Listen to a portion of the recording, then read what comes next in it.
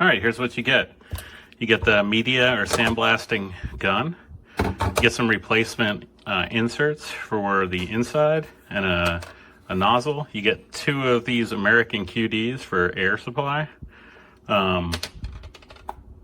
Some goggles. The goggles just have a covering over them. And then some gloves. And the gloves are, it looks like they're large. Yep. I have big meaty hands and they fit. So, all right, let's check out this gun. So, plastic handle, metal trigger with a metal actuation button. Here's how you allow more media down into the mechanism for sandblasting. You can go full blast, or it's a quarter turn to turn it off. Here is the replacement, or the end,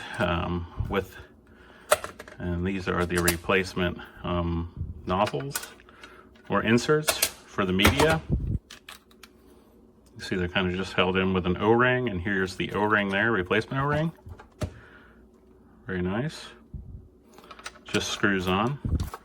The nozzle head here is plastic, along with the reservoir for the media or the sandblasting material.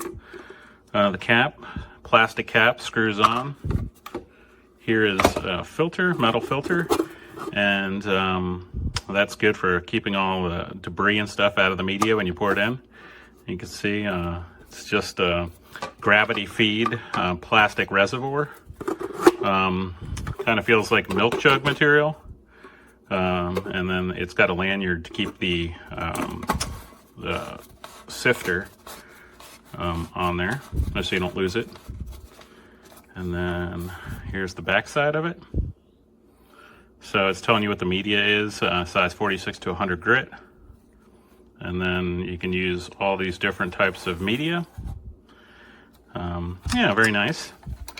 Good little kit. I think for the money, it's definitely good value, and I recommend it. Alright, I'm here using the sandblaster. I'm using 80-pound aluminum oxide, and I put a drop cloth down, and we want to strip, or at least buff up these bar stools enough that we could go ahead and paint them. And so I'm just going to go really quickly over these, and you can see on the side, you can see all the different types you can use. And this is just showing the name of it as for the video.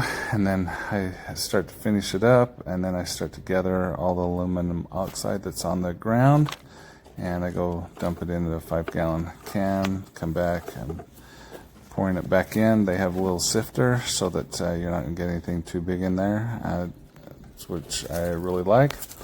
And it does take a little bit to get it to go down in.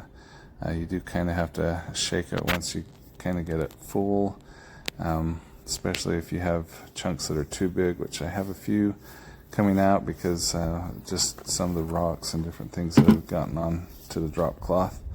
So I shake it. You'll see a little bit of it actually come out. Once I pull it out, you'll see some little pebbles. And overall, sandblaster is really good, worked well, very good, like the product. Well, it looks like I found a little trick. If you put, this is a little bit left over, what I found is if I screw the top on, come on, let's get the top on right. Let's get that top on right. Now there is kind of a flat there on this screw, and it has like a keeper on there, a string to keep this filter in. So you kind of have to do this. I don't know, the thing gets trapped anyway, but all right, so the top is on, sort of. And there's actually a hole in the top.